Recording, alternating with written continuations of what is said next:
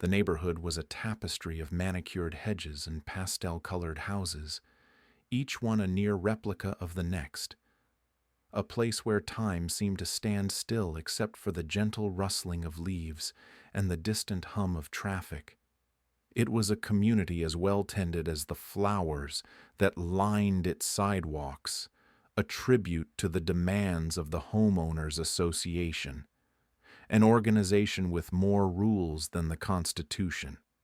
And at the center of its bureaucratic universe was Karen. Karen was the kind of woman who wore her entitlement like a bespoke suit, tailored perfectly to fit her unyielding demands.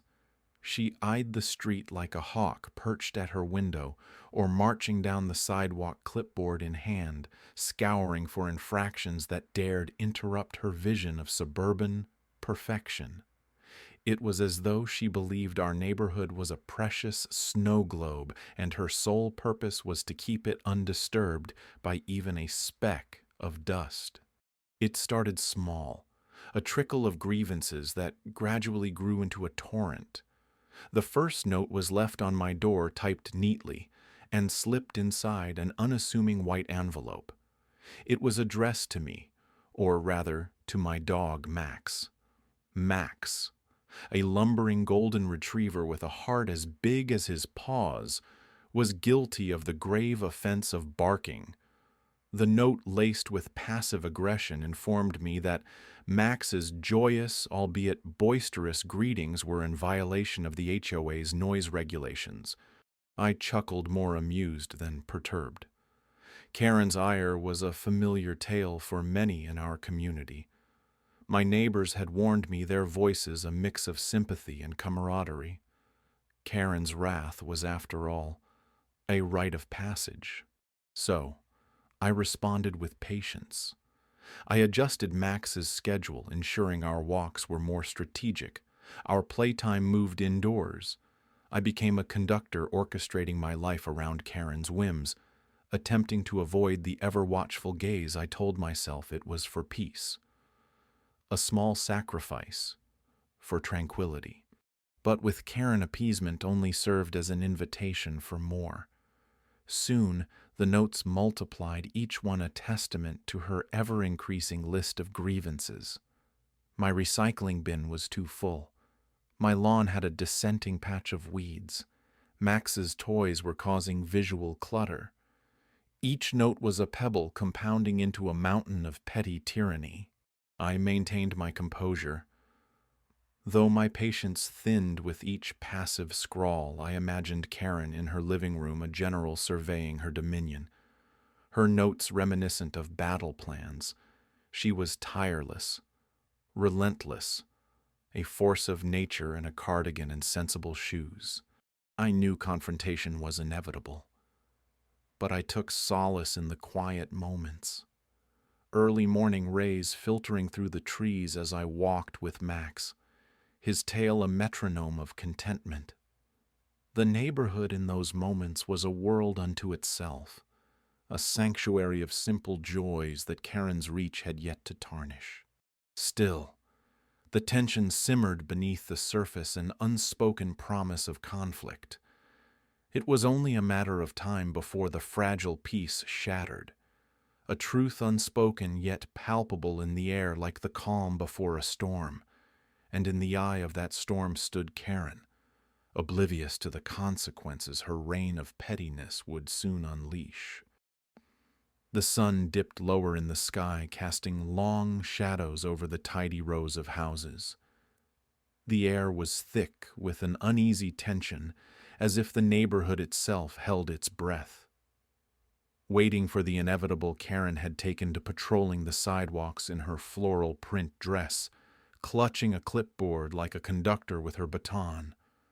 Her eyes were sharp, darting over lawns and driveways, cataloging any perceived infractions with ruthless efficiency. It began with the dog. Her shrill voice had pierced the air one too many times. I had watched from my window as she berated my golden retriever Max for daring to exist within her line of sight. Her eyes, twin flames of indignation, locked onto mine. A silent promise was made. This wasn't over. Karen's revenge came swiftly. Small, insidious rule changes appeared in the HOA newsletter, almost invisible unless you were looking for them. Lawn height regulations were modified. Edging closer to the absurd, I soon received a citation for allowing Max to relieve himself of the grass despite following neighborhood protocol. It seemed Karen had found a new hobby rewriting the rules of our lives. The gossip spread like wildfire. Neighbors whispered over hedges and exchanged knowing glances at the mailbox. Karen had a way of weaving stories, each thread colored by her own peculiar shade of truth. She painted me as a rebel, a disruptor of the delicate suburban harmony. It was a narrative she controlled with a master's touch, a puppet show where I was cast as the villain. Evidence of her campaign against me grew. Notices appeared in my mailbox, each a precursor to the next citations for noise violations, suspiciously timed to coincide with Max's joyful barking at the postman. A warning about trash cans left out too long, despite them never lingering past collection day. The absurdity of it all was almost laughable if not for the weight it pressed upon my days. I found the neighborhood's new rulebook on my doorstep one evening, pristine and threatening in its white plastic wrap. I flicked through the pages, each one a testament to Karen's imagination. The rules were now a tapestry of contradictions woven together with the sole purpose of trapping me in an endless cycle of compliance and reprimand, an artful game only she seemed to enjoy. Karen thrived on this chaos. She orchestrated her power, expanding with every whispered word and written complaint. Yet beneath her veneer of confidence, I sensed a fragility, a house of cards stacked high, swaying with the breeze. She was a queen without a kingdom, desperate for control in a world growing ever more unpredictable. As I walked Max along the now perilous sidewalks, I found solace in his steadfast presence. The weight of Karen's scrutiny slipped away with every wag of his tail. I realized then the power of quiet resistance. I would not be molded by her rules or her rumors. Instead, I would collect her citations, her newsletters, her desperate attempts at control. I smiled at the irony Karen, the self-proclaimed guardian of order, was unraveling, her grip tightening as her influence waned. Her own hubris would be her downfall, as invisible cracks spread beneath the polished surface of her reign. The time was nearing. A reckoning awaited at the next board meeting. Her throne, built on pettiness and paranoia, would crumble, and I would be there calm and composed, ready to watch her kingdom fall. The anticipation settled in my chest. A quiet storm, gathering strength. Karen had yelled at my dog one last time, and now her reign was ending. The air felt heavy with anticipation, the kind that lingers before a storm. I sat in my kitchen, the world outside my window, a collage of swaying trees and whispering leaves. It was a Saturday, the day meant for peace, but my mind was anything but restful. Karen had pushed too far. Her shrill reprimands directed at my dog. Max had been the last straw. She was like a siren, her voice cutting through the quiet of the neighborhood, leaving a trail of tension in its wake. I had watched her for weeks, observed her little reign of tyranny. Karen, the self-appointed HOA enforcer, had made it her mission to dictate the minutiae of our lives under the guise of community standards. There was something almost theatrical in her patronizing demeanor, as if each wag of her finger was part of some grand performance. But beneath her veneer of authority lay fear of losing control of the chaos that might ensue if one blade of grass grew longer than regulation. I understood her in a way.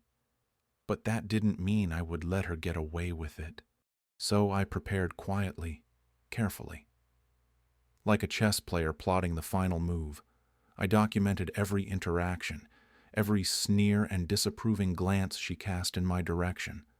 I collected testimonies from neighbors piecing together a tapestry of her misdeeds, each note a brushstroke in a portrait that was becoming increasingly unflattering.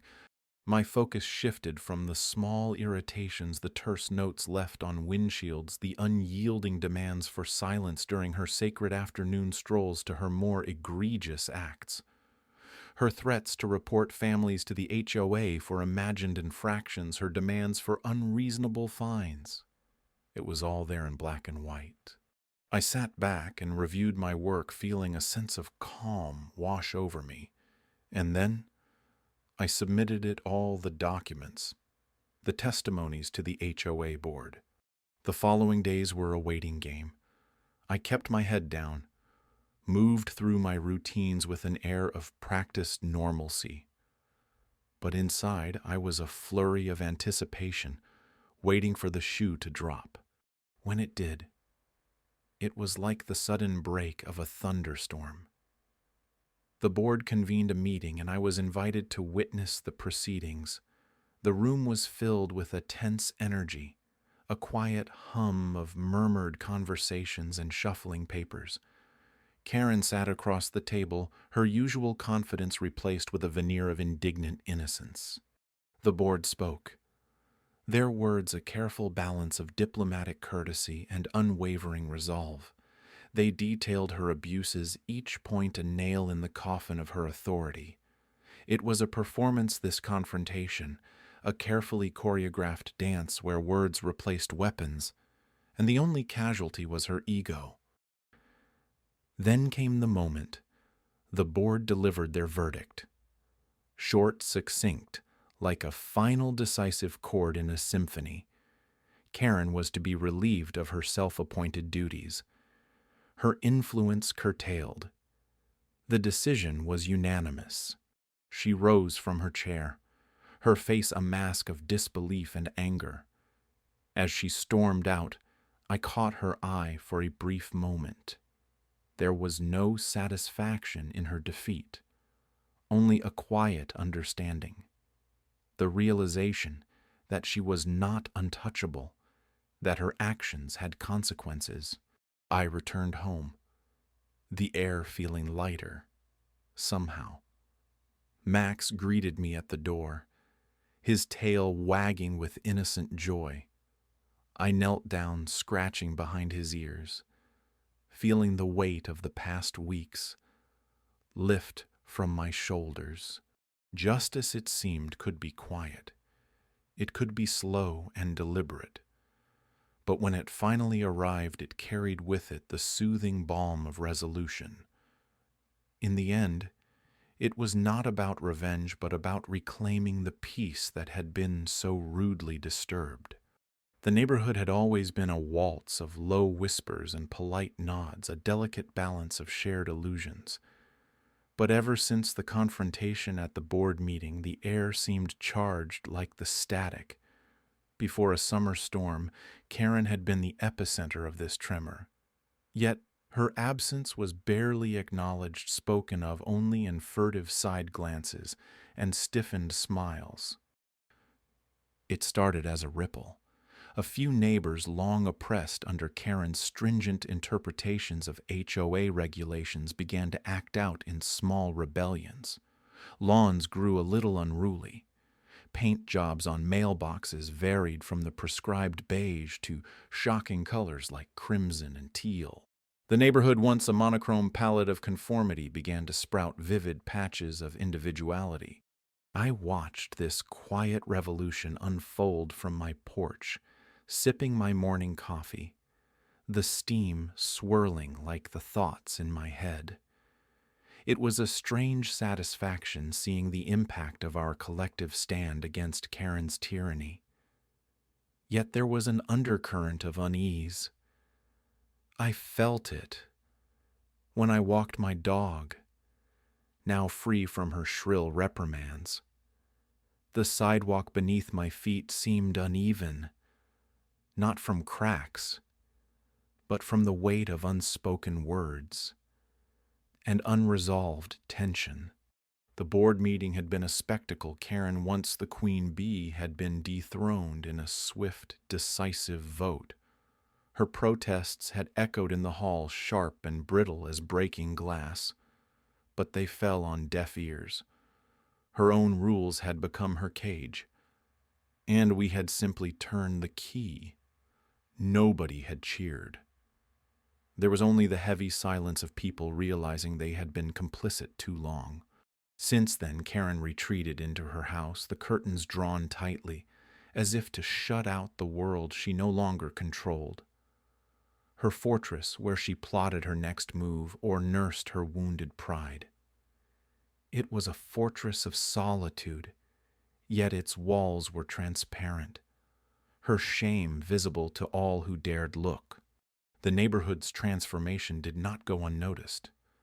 Some embraced the change, while others viewed it with suspicion, their eyes darting around as if expecting Karen to reemerge more powerful than before.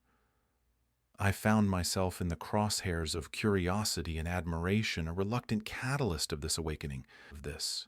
There was a day overcast and moody when I felt her gaze on me from behind those thick curtains. Her eyes, though unseen, burned with an intensity that could not be ignored, a silent vow of retribution. I met her stare with my own defiant yet weary. I wondered then if I had set something in motion, too formidable to control.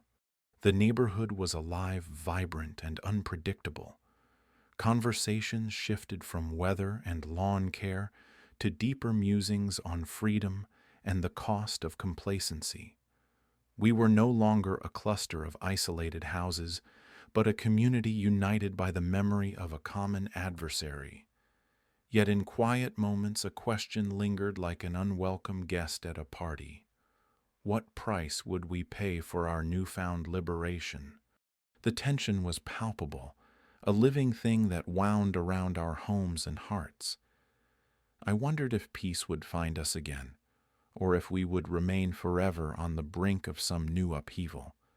The storm had passed.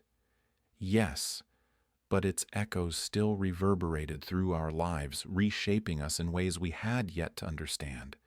The evening sun dipped low, casting long shadows across the rows of identical townhouses. I sat on my porch sipping tea, my eyes tracing the familiar path to the corner where Karen's house stood. Her curtains fluttered a sudden movement, like a predatory bird's wings. Catching the wind, I imagined her peering out, scanning the neighborhood for any slight deviation from her precious rule book. Today was different. Today, I was ready, armed, not with anger, but with resolve. The past weeks had unfurled like a suspenseful novel, each chapter revealing more about the web of influence Karen wielded over the Homeowners Association. She was a master of manipulation, pulling strings, whispering in ears, a puppeteer of suburban drama. But like all great plots, there was a flaw, a thread dangling loose, waiting to be pulled. It began with research. Countless evenings hunched over my laptop, the screen bathing me in an electric glow. I delved into records, past grievances, the HOA bylaws she clung to with unyielding grip. There were loopholes, discrepancies. Karen's reign was not as impervious as she believed. I found allies, others in the neighborhood who had been on the receiving end of her wrath. Quiet conversations, a nod here, a whispered agreement there. We were a cadre of the discontented united by shared exasperation. We didn't need to speak much. Our collective silence was its own language, a network of understanding. The meeting loomed, the culmination of our silent revolt. I dressed simply, blending in with the crowd of homeowners filtering into the community center. The atmosphere buzzed with the anticipation of the routine. the mundane. But beneath it, an undercurrent of change was stirring. Karen presided at the head of the table like a queen surveying her court.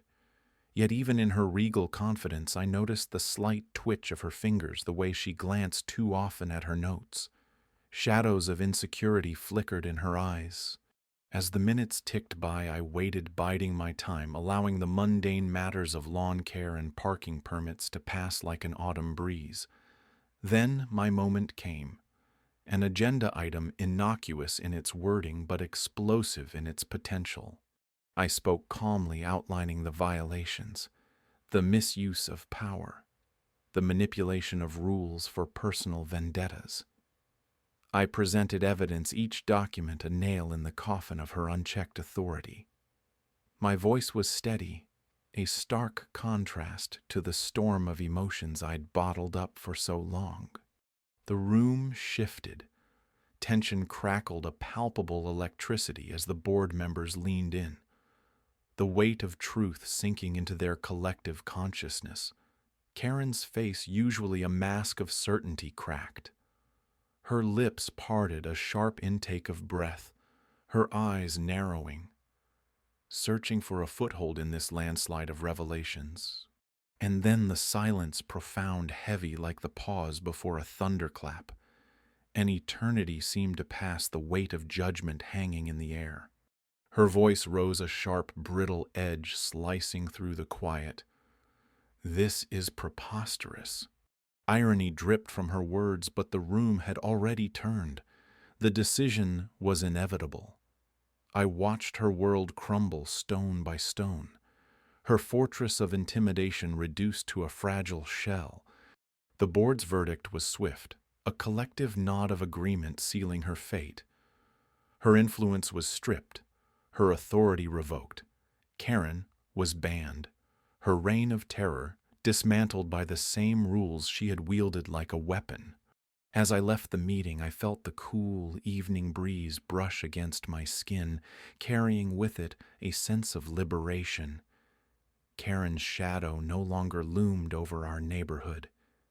Justice, quiet and unassuming, had found its place amidst the rows of identical houses, a gentle reminder that even the most tyrannical of reigns can be undone by those they oppress. I walked home, the path illuminated by the soft glow of porch lights flickering on one by one. The night wrapped around me, comforting and serene. My dog greeted me at the door, tail wagging, eyes bright with the untroubled innocence that had sparked this journey. Together we stepped inside, closing the door on a chapter that was finally finished. The room was quiet, a stark contrast to the storm that had been brewing over these past months. It was a Tuesday evening, the usual time for the HOA board meetings, but this one felt different from the start. The air was thick with anticipation, like the moment before a summer thunderstorm breaks. Karen sat across from me, a fortress of indignation. Her presence was as overwhelming as ever, casting a shadow over the assembled committee members. She wore her usual armor of righteousness, eyes sharp and searching for any signs of defiance. But today, even she seemed to sense the shift in the tides. The rest of us gathered in the beige, fluorescent-lit room exchanged knowing glances.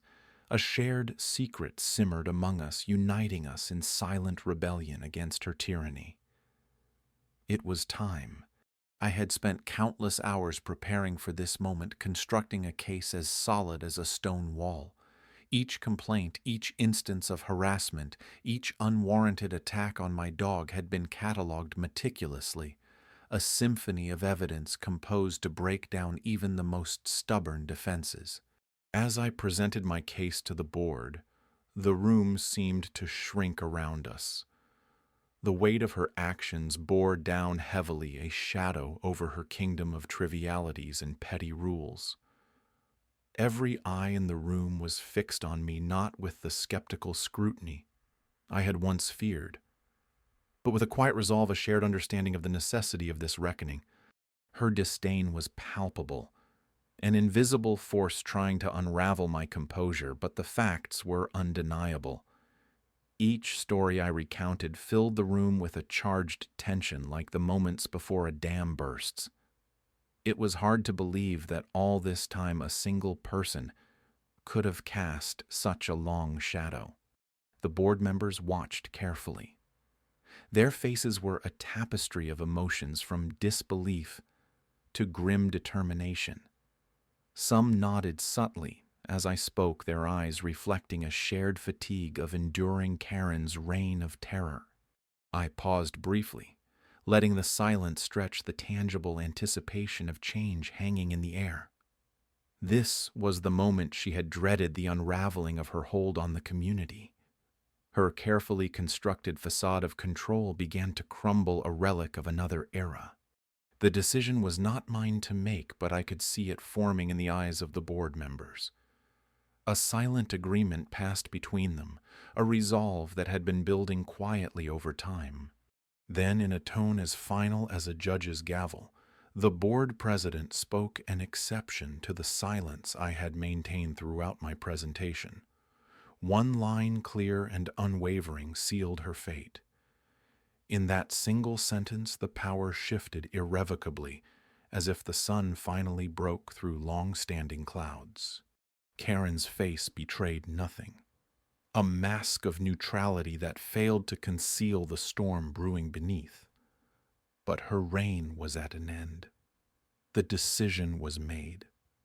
She would no longer dictate the lives of others with her arbitrary commands. As the meeting adjourned, the room felt lighter, as if a curtain had been lifted to reveal a brighter day. Karen rose slowly, her movements tinged with reluctance, her silhouette a fading echo of past dominance. I watched her go, a quiet satisfaction settling over me.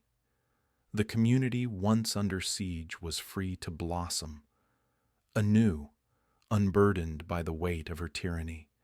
It felt like spring had finally come, thawing the frost she had cast over us. I walked out into the evening, the air crisp and clear, welcoming a future unshadowed by Karen's overbearing presence. My dog, waiting loyally by the door, wagged his tail with a joyous abandon that mirrored the relief in my heart.